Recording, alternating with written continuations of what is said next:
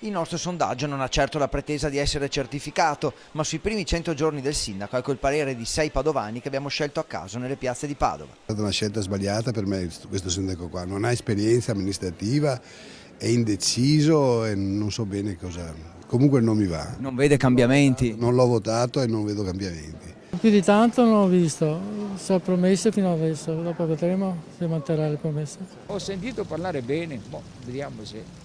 Lei ha visto cambiamenti? Io no, non ho notato granché, grazie. Le sembra che la situazione sia uguale a prima? Sì, vedo assolutamente che non c'è. Non vedo ancora. Mi convince molto. Intanto ho trovato il mio quartiere più pulito.